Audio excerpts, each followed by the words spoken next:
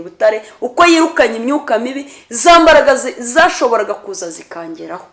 Niyo mpamvu rero badutegekaga kugenda tugacukura iyo mihanda. Hari ahantu henshi badutegekaga kugenda ducukura bitewe nuko wenda hari umukozi wa Satani wagize ikibazo akaba yamena amaraso ye ku isi. Nkivuga rero ibyo abantu baryama babyuka bagasanga bafite uburimiro. Hari abandi baryama babyuka bagasanga bafite amaraso mu ntoki ndetse no mu kanwa, baraye babarisha inyama z'abantu bapfuye. Abo bantu barahari cyane cyane ko mu biterane njyamo hirya no hino hari abo nsanga baragoswe n'iyo myuka mibi. Hari abandi baryama babyuka bagasanga barasaze bafite indasago. Hari ubwo batwara ayo maraso yabo bakajya bayabahamagarira, bahita bayoboherereza dayimoni w'inyatsi wihuse, bagahita babatereza imyuka mibi mu muryango, imyuka mibi itandukanye. Hari abandi baryama bakarara basambana, nta bagore cyangwa abagabo baryamanye, basambana n'imyuka mibi.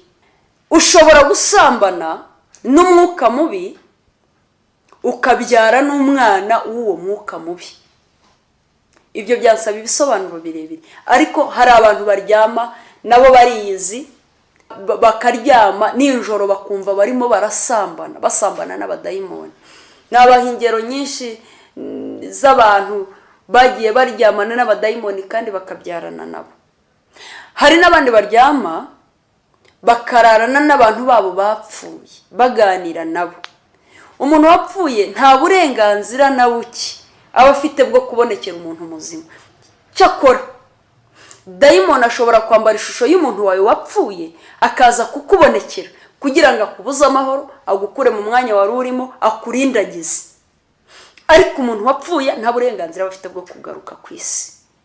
Ubwo rero ku bantu bibaho, dayimoni yirukanwa mu muntu no gusenga no kwiyiriza ubusa. Icyo gukora ubwo ngubwo muracyumvisha. Hari n'abagira gutya bajya kuryama akagira ngo Bibiliya iyi ngiyi irarinda. Bibiliya ni ijambo ry'Imana, Bibiliya ni intwaro, Bibiliya ni inkota.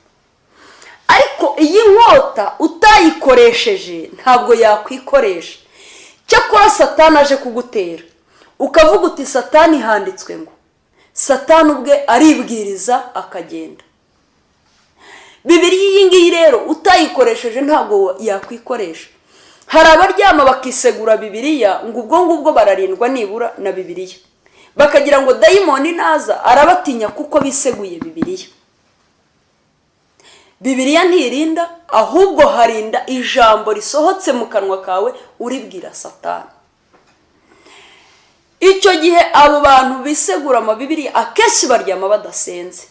Iyo yajyaga gusenga avuye nko muri saro yari afite imbaraga yumva agiye kujya imbere y'igitanda agasenga, yageraga imbere y'umuryango w'icyumba cy'ugahita umuteza intege nke n'ibitotsi byihuse. Yajya gusenga ukamusengesha amagambo yo gutuka Imana kubera umunaniro umuteje. Yajya gusenga agasenga amasengesho avuga ngo Mana ndagushimiye kuko nakurinze, Imana iguha umugisha. Amasengesho nk'ayo ngayo y'ubupfapfa. Ayo ngayo nayo iyo yasenze gutyo atiza umurindi Satani wo kugira ngo yohereze imyuka mibi kurara ikurindagiza. Abandi bakajya kuryama akavuga ngo reka mbe nirambitseho gato mu kanya ndi bubyuke nsenge. Icyo gihe ugahita umuteza ibitotsi by'ubupfapfa. Aho ngaho rero niho twaheraga tubasha gukoresha wa muntu. Naho yaba ari umunyamasengesho yaryama adasenze, aho ngaho tukamuterera mu nzozi. Izo nzozi rero twamutereragamo niho twabasha gukorera. Ubundi isaha ya saa sita z'ijoro, kuva saa sita z'ijoro kugera saa 11 ni isaha y'abadayimoni kuzamuka mu marimbi. Icyambere ntibahinga, ntiwasarura aho utabibye, barya inyama z'abantu bakanywa amaraso y'abantu. Iyo umuntu yapfaga akimara gupfa, ikintu bakora bahita bavoma amaraso, ukajya kumva umuntu arakonje. Iyo bamaraga kuvoma amaraso mu buryo bwa gishitani, mu buryo bwa kidayimoni, iyo bamaraga kuvoma amaraso, ikindi kintu bakoraga boherezaga abadayimoni bo kurinda umurambo w'uwo muntu, ariko byaterwaga n'umuntu uwo ari we. hari urupfu rw'umukiranutsi, hari n'urupfu rw'umunyabyaha. iyo umuntu yapfaga ari umunyabyaha nibwo bahabwaga ubwo bushobozi cyangwa se izo mbaraga zo kugira ngo bamuvome amaraso. iyo yapfaga ari umunyabyaha bahitaga bohereza abadayimoni bo kumurinda. abo badayimoni barindaga bagerana ku irimbi nawe bakimurinze. saa sita z'ijoro isaha y'abadayimoni kuzamuka mu marimbi kuzana inyama, wa muntu niwe baheragaho babaga bakajyana inyama mu mafirigo nizo barya. ariko ubugingo bwabaga bufite aho bwagiye. iyo umuntu yapfaga ari umukiranutsi, hari abakiranutsi b'Imana. iyo umuntu yapfaga ari umukiranutsi agapfa yihannye ibyaha n'ibicumuro bye, twajyaga kubona tukabona akiva mu mwuka. icya mbere, iyo umukiranutsi yajyaga gupfa twebwe twumvaga yuko umukiranutsi apfuye, baratwoherezaga ngo nituze dutate chance nibura ko twagira n'akantu kamwe tumukuraho. iyo twazamukaga twahageraga abamarayika b'Imana bahageze. ni ukuvuga ngo iyo umukiranutsi apfuye, iyo akiva mu mwuka, hari abamarayika bahita bamanuka bakava mu ijuru bakaza kumurinda. iyo babaga bamaze kuhagera, nta dayimoni n'imwe yashoboraga gukorosinga aho ngaho ari. nta mudayimoni n'umwe washoboraga nibura kurunguruka umurambo we. nta mudayimoni n'umwe washoboraga kureba niba ari nde wapfuye, kuko habaga hagoswe n'icyubahiro cyinshi cy'Imana. hari abamarayika benshi bamugose. uwo muntu yarindaga agera ku munsi wo gushyingurwa, hari abamarayika bakirinze umurambo we. iyo bamugezaga ku irimbi, natwe twabaga turi aho ngaho dutegereje ko nibura twabona akanya gatoya ku buryo nibura tumutera wa muntu, tukaba twamukuraho akantu kamwe, haba naho wamukuraho urwara ntacyo, baragushimaga.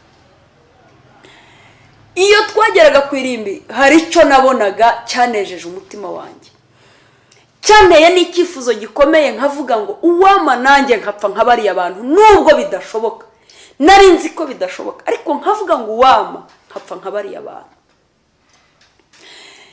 iyo twageraga ku irimbi twajyaga kubona tukabona abamarayika n'ibishura byera benshi cyane baramanutse bafite ibyuma bya muzika, bamwe bafite amafamfara, abandi bafite ingoma, bakamanuka benshi cyane, bakamanuka bakaza aho ngaho bakazenguruka wa murambo wa wa muntu muri serikeyi. twajyaga kubona tukabona abandi bamarayika babiri bamanutse mu mva hasi n'ibishura byera, kandi habaga hari umucyo uteye ubwoba, bakamanuka hasi muri serikeyi. nibo ba mbere bakiraga umurambo, nibo ba mbere bururutsaga umurambo. mu gihe abo mu muryango barimo kuririmba basezera ku murambo, bamarayika bamanukanye ibyuma bya muzika nibo babaga bariho badirija ba bantu bariho baririmba. byabaga ari ibirori bibereye amaso. barangiza gushyingura, abo mu muryango baratahaga, bamarayika tukajya kubona tukabona bose barazamutse, hasigaraga abamarayika babiri barinze umurambo wa wa muntu. barawurindaga, nta dayimoni n'imwe yashoboraga nibura kurunguruka aho wa muntu aryamye. ntabwo byashobokaga, ntabwo byabagaho. barindaga umurambo mpaka umubiri ushenye bakabona kuzava aho ngaho. nta dayimoni yashoboraga gufata nibura umubiri we cyangwa se kureba aho bamushyinguye, ntabwo bishoboka. urupfu rw'umunyabyaha rero n'urupfu rw'umukiranutsi biratandukanye. nimwifuze gupfa nk'uko abakiranutsi ba. nyuma y'ibyo bikorwa byo gucukura imihanda n'ibindi byose, bimwe mu byo mwagiye mwumva, ndibuka umunsi umwe bazana inkuru y'incamugongo bakigikuba ngo hari abantu bagiye gusenga ngo kandi bateguye amasengesho y'iminsi 7 ngo niba yasenga twese turapfa. ni ukuvuga ngo hari abantu bajyaga basengera ku isi, uko basenze, uko bahamagaye imbaraga z'Imana, ikuzimu bimanuka ari nk'ibibombe bikubita bishwanyaguza. Ni ukuvuga ngo ntawe ukinasenga. Iyo abantu basenga bari mu mwanya umwe, bahuje umutima, basengera Imana mu kuri no mu mwuka, ni ukuvuga ngo hari ibintu byinshi bipfa, hari n'ibindi byinshi bikira. Icyo gihe byari 97 hafi 98, ubwo itorero rya Pentecote ADPR ryateguraga amasengesho y'iminsi 7. Ndabyibuka baje bavuga bati rero bari abantu murabizi ko ntibakinishwa, aya masengesho nibayasenga twese turangirika. Bateguye uburyo bwo kurwanya ayo masengesho. Jewe ndavuga ibyo nakoze, jewe aho banyohereje gukora, banyohereje gutera abantu mu mago yabo, cyane cyane abanyempano. Barambwiye ngo ningende abanyempano mbatere ku buryo mbakerereza ayo masengesho, bamwe na bamwe mbasibye ku buryo bataza muri ayo masengesho. Bityo nibataza mu masengesho, babandi bajya batura uko bababwiye ngo niki niba cyature ngo nakiriya nakiriya nakiriya, bityo barabura ubabwira ngo nibature basenga n'ibyaha. Gusenga kwabo rero ntago kuri bwumvwe. Ni muri urwo rwego bansabye ko ngomba kuzamuka kandi nkakorana imbaraga.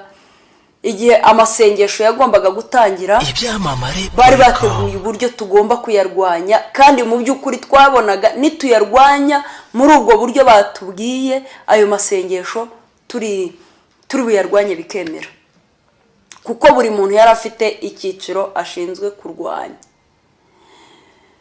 Mu gihe nagombaga kuzamuka, byari mu gitondo, bari batubwiye ko tugomba kuzamuka saa 12 za mu gitondo, tukazamuka kujya aho bagiye badutuma hirya no hino. Uwo munsi amasengesho ari butangire, Imana yo mu ijuru ibera abantu bayo maso. Icyo gihe amasengesho ari butangire, habaye mu gihugu cyose, habaye za nibature zidasanzwe. N'umuntu utari usanzwe abyuka muri nibature uwo munsi yarabyutse. Iyo umuntu yagutanze aba yagutanze, agukoresha icyo ashaka.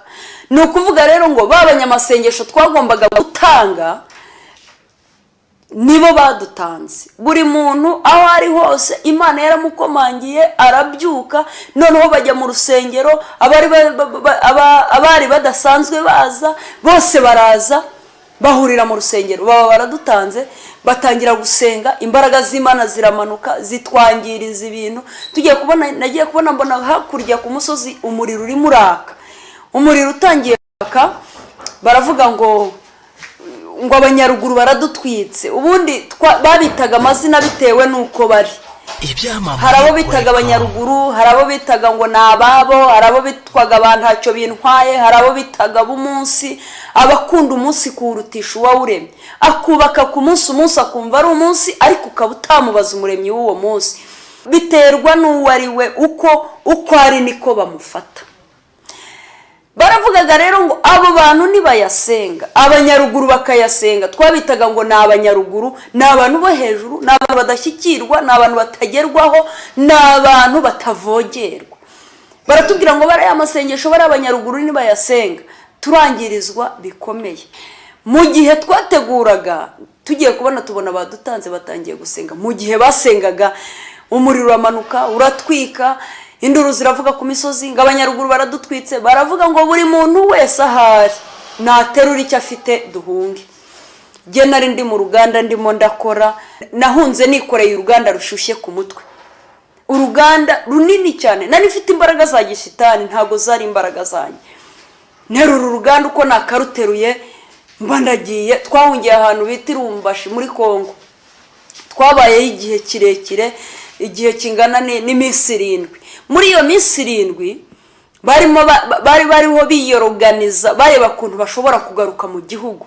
Mu gihe twari aho ngaho mu buhungiro nk'izindi mpunzi zose, abanyamasengesho bo mu Rwanda bararimbanyije. Nta mudayimoni n'umwe wari usigaye mu gihugu cy'u Rwanda, bose bari bahunze. Niyo mpamvu ijambo ryose ryavugwaga ryumvikanwaga neza. Niyo mpamvu muri icyo gihe